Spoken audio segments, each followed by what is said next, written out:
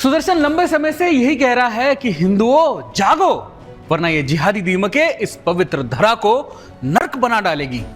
देश की राजधानी दिल्ली जिहादियों के आतंक का शिकार है। दिल्ली के तमाम इलाके देखते ही देखते मिनी पाकिस्तान बनते चले गए। माहौल ऐसा बनाया कि हिंदू आबादी धीरे धीरे इन इलाकों से पलायन कर गई। कौन अपनी विरासत, अपनी पुश्तैनी घरों को छोड़कर जाना चाहता है, लेकिन कोई रास्ता ही नहीं बचा था। आज हम आपको दिल्ली की ऐसी एक और दास्तां बताने जा रहे हैं जो दिल्ली वालों के लिए खतरे की घंटी है। क्योंकि संकट सिर्फ आपकी पहचान और सनातनी धर्म की ही नहीं, कहीं ऐसा ना हो जाए कि आप चुपचाप सोते रहे और आपका नगर जिहादियों का हो जाए।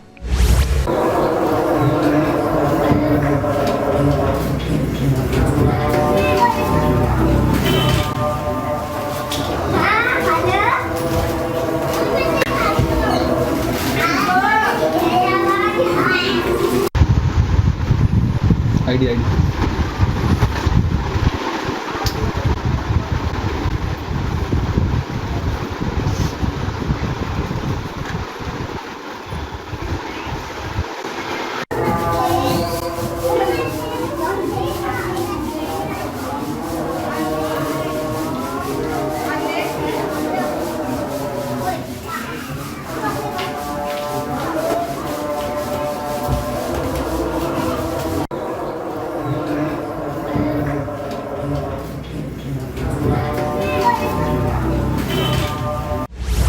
इन परिवारों की पीड़ा का अंदाजा लगाना मुश्किल है।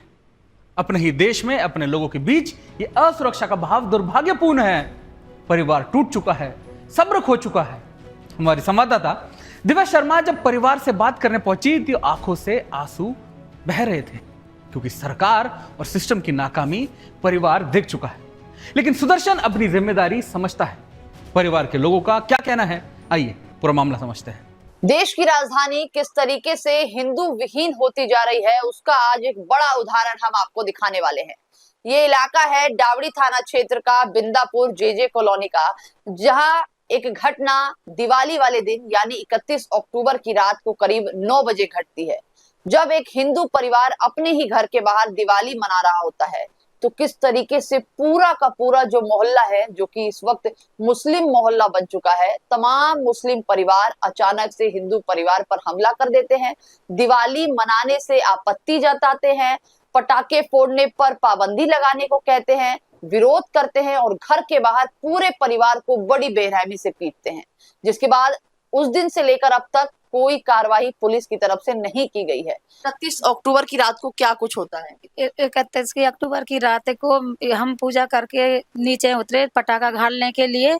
तो हमने एक पटाखा घाला, अनार घाला हुआ, उसकी चिंगारी थोड़ी सी वहां गई तो तुरंत जो साहिल नाम का लड़का है, नदीम साहिल, उसने तुरंत गाली गलौज करने लग गया कि यहाँ पटाखे मत घालो। और तो मैंने बोला कि क्यों नहीं घाले, तो कह रहे नहीं घालोगे तो तुम्हें मारूंगा, ये करूंगा, उल्टा सीधा गाली माँ बहन की देने लग गया, मेरी लड़कियों को, मुझे भी। तो मैंने कहा क्यों नहीं घाले, हमारा त्योहार तो हम तो मना सकते हैं ना।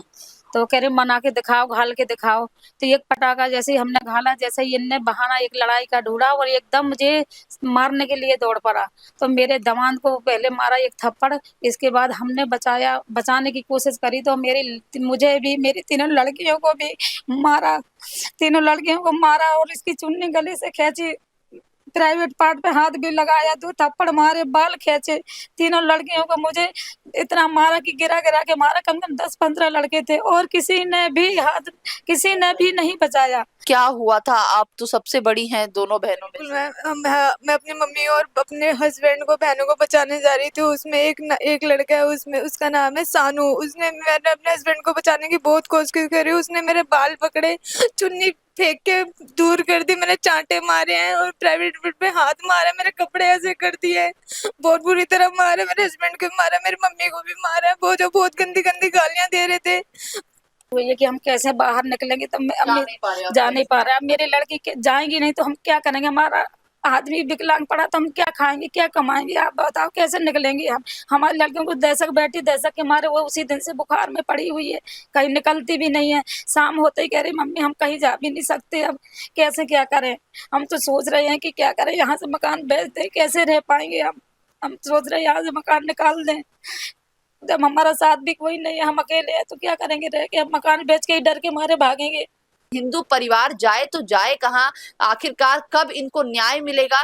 क्योंकि साफ तौर पर आज परिवार से बातचीत करके लगा कि एक डर का माहौल है, क्योंकि ये जो पूरा इलाका है यहाँ सारा का सारा मुस्लिम बहुल क्षेत्र हो चुका है, जो जबकि पहले ये सारा हिंदू बहुल क्षेत्र था। तो आप सोचिए कितना ज्यादा जो है डिफरेंस अब आ चुका है, और कहीं ना कहीं एक हिंदू परिवार सिंगल ये यहाँ बचा है। इनके अंदर एक डर है और ये गुहार पुलिस से यही लगा रहे हैं कि कार्रवाई की जाए और इनको न्याय मिल पाए। फिलहाल के लिए बस इतना ही। कैमरा पर्सन चंदन के साथ मैं दिव्या, सुदर्शन न्यूज, दिल्ली।